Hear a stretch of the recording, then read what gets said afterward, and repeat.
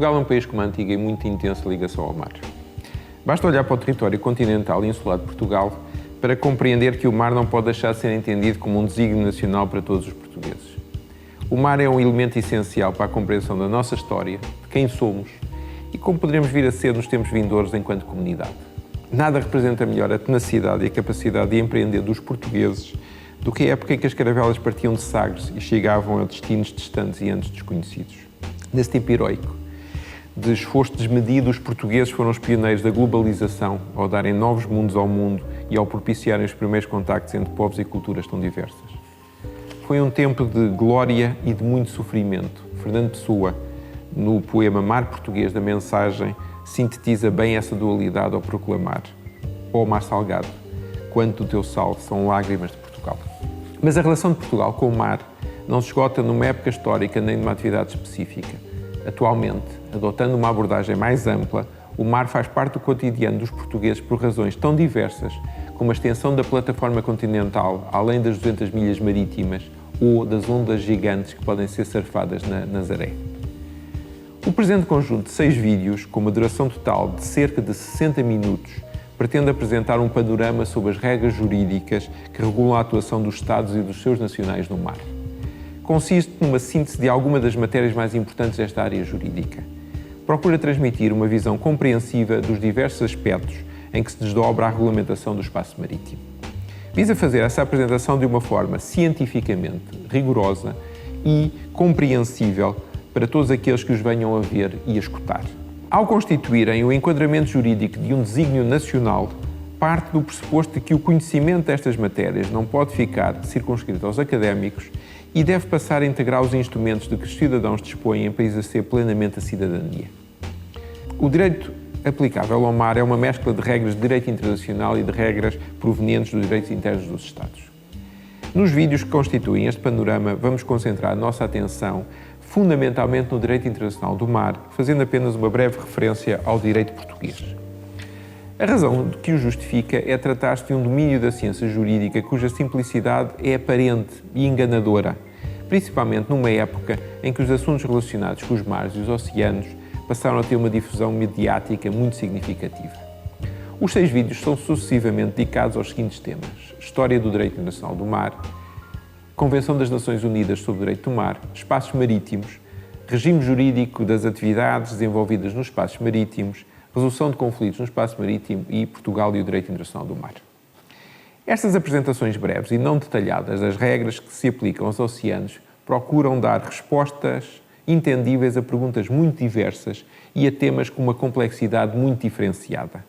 Uma pergunta recorrente nos espíritos dos leigos em questões jurídicas é a de saber se existe uma entidade internacional com competência para gerir os mares. E, na sua sequência, se não deveria existir uma entidade capaz de aplicar sanções aos infratores que atuam contra uma visão de bom senso do que será o bem comum de todos aqueles que estão a usar os mares. Uma pergunta semelhante está relacionada com a divergência existente entre a divisão jurídica do espaço marítimo e uma abordagem ambiental das atividades humanas que podem ser prosseguidas nos mares. Para se dar uma resposta juridicamente fundamentada às interrogações formuladas, é necessário ter em consideração algumas das questões básicas que lhe estão subjacentes. Por um lado, é preciso perceber que a vontade dos Estados continua a ser determinante na formulação e no cumprimento das regras jurídico-internacionais que se aplicam aos mares. E, por outro lado, deve ser posto em destaque que a distinção entre os vários espaços marítimos existentes, com realce para os submetidos à soberania e à jurisdição dos Estados costeiros, é o resultado de abstrações de natureza jurídica, mesmo quando os dados de outras ciências aconselhariam a adoção de soluções diferentes das atualmente existentes e consagradas no direito internacional do mar em vigor. Dito de uma outra forma, e tendo em consideração um espaço marítimo específico em concreto, se os Estados continuam a explorar, a gerir e a conservar as espécies marinhas vivas existentes nas suas zonas económicas exclusivas de uma forma primacialmente individual, é porque essa é a sua vontade, enquanto sujeitos internacionais dotados de poderes soberanos. Da mesma forma que ainda não existe uma entidade internacional com capacidade para governar globalmente os mares, porque os Estados não tomaram conjugadamente uma decisão nesse sentido. Importa salientar, em contraponto, que quando os Estados empreendem positiva e resolutamente Em mudanças estruturais, estas podem acontecer num período de tempo consideravelmente curto. O surgimento dos conceitos de plataforma continental e de zona económica exclusiva são exemplos de modificações muito rápidas neste domínio, ao constituírem uma redução substancial do espaço marítimo, onde antes podiam ser exercidas em plenitude as liberdades do alto mar. Da mesma forma que a criação de áreas marinhas protegidas é uma evolução recente do direito internacional do mar, que foi surgindo e consolidando-se à margem do enquadramento jurídico da Convenção das Nações Unidas sobre o Direito do Mar, na medida em que essa foi a vontade dos Estados e estes estiveram dispostos a criar os instrumentos jurídicos necessários à sua concretização. A viagem ao enquadramento jurídico internacional dos mares vai iniciar-se com a referência a alguns dos marcos fundamentais da história do direito internacional do mar. Ao Tratado de Tordesilhas, à polémica sobre o mar clausum e o mar liberum, que esteve na base da consagração do princípio da liberdade dos mares, às dificuldades em se conseguir chegar a uma largura única para o mar territorial, à proclamação de Truman e, finalmente, às 3 conferências das Nações Unidas sobre o direito do mar. Durante séculos, com a consagração da posição defendida por Hugo Grossio, em contraponto à tese propugnada por Frei Serafim de Freitas, a quase totalidade dos oceanos foram um espaço aberto à navegação e à pesca pelos nacionais de todos os Estados. Com efeito, até à segunda metade do século passado, os mares não podiam ser objeto de apropriação por parte de qualquer Estado, com exceção de uma muito estreita faixa de águas salgadas adjacentes ao território terrestre do Estado costeiro. Esta divisão dos oceanos, entre um mar territorial com a extensão de apenas algumas milhas marítimas e um alto mar que ocupava praticamente a totalidade dos mares, começou a ser alterada a partir do final da Segunda Guerra Mundial. A alteração da divisão tradicional dos mares começou em 1945 com a proclamação de Truman, quando foi reivindicado pela primeira vez o exercício de poderes soberanos sobre a plataforma continental. A possibilidade de os Estados costeiros poderem atuar soberanamente na exploração dos recursos minerais de uma parte dos fundos marinhos adjacentes ao seu território terrestre foi tão consensual que, em 1958, estavam criadas as condições para ser concluído um tratado internacional sobre esta matéria. O enquadramento jurídico básico aplicava aos mares consta atualmente a Convenção das Nações Unidas sobre o Direito do Mar. Negociada durante quase uma década, entre 1973 e 1982, entrou em vigor em 1994. Este tratado internacional multilateral, também conhecido em Portugal como Convenção de Montego Bay,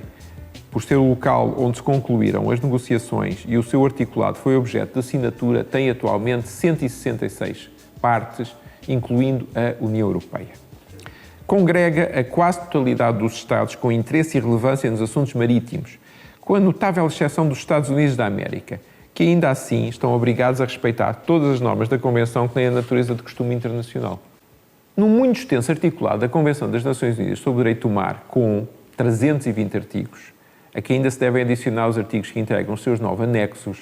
podem ser encontradas as regras fundamentais aplicáveis aos espaços marítimos, à regulamentação das atividades passíveis de ser prosseguidas nos mares e o elenco dos mecanismos de resolução de conflitos disponíveis para solucionar os litígios que podem ocorrer no seu âmbito. Na atualidade, devem ser tidos em consideração os seguintes espaços marítimos: águas interiores, águas arquipelágicas,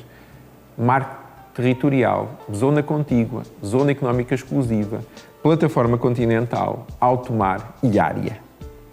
Estes espaços marítimos devem ser agrupados em 2 grupos distintos. Por um lado, os espaços submetidos à soberania e à jurisdição dos Estados costeiros e, por outro lado, os espaços que podemos chamar de internacionais e internacionalizados.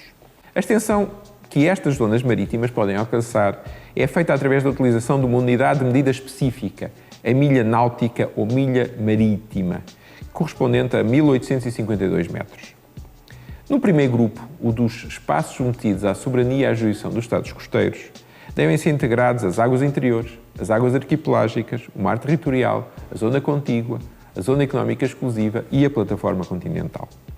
O conceito de águas arquipelágicas é restrito aos chamados Estados arquipelágicos, em conformidade com o preenchimento de determinadas condições geográficas específicas previstas na Convenção das Nações Unidas sobre o Direito do Mar.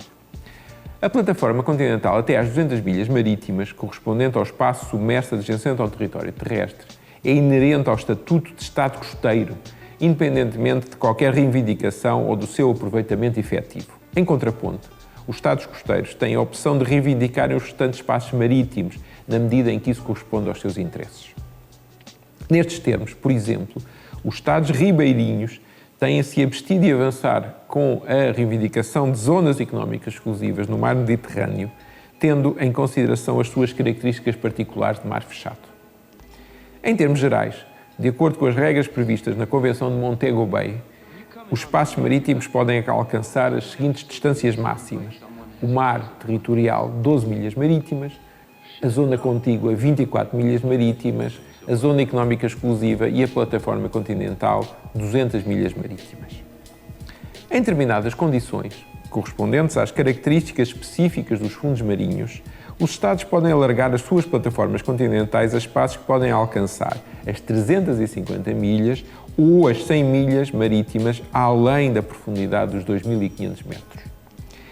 Essas condições precisam ser demonstradas e aceites pela Comissão de Limites da Plataforma Continental, uma entidade internacional criada pela Convenção de Montego Bay e a funcionar no âmbito da Organização das Nações Unidas. Importa salientar que o alargamento das plataformas continentais, além da jurisdição nacional, é um processo em curso, cuja conclusão ainda vai demorar algumas décadas, tendo em consideração o número de submissões que foram apresentadas pelos Estados costeiros à Comissão de Limites da Plataforma Continental, tanto individual como conjugadamente. No segundo grupo, os espaços marítimos internacionais e internacionalizados devem ser incluídos o alto mar, ou mar alto, e a área. A extensão dos espaços qualificados como alto mar e como área são apurados pela negativa, no sentido de que abrangem os mares e os oceanos que não estão submetidos à soberania ou à jurisdição dos Estados costeiros. A qualificação dos fundos marinhos como plataforma continental, além das 200 milhas marítimas, vai ser muito relevante para a determinação da extensão da área.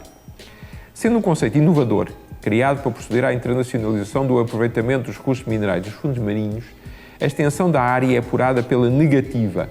ocupando todo o espaço que não tiver sido qualificado como plataforma continental, tanto até como além das 200 milhas marítimas.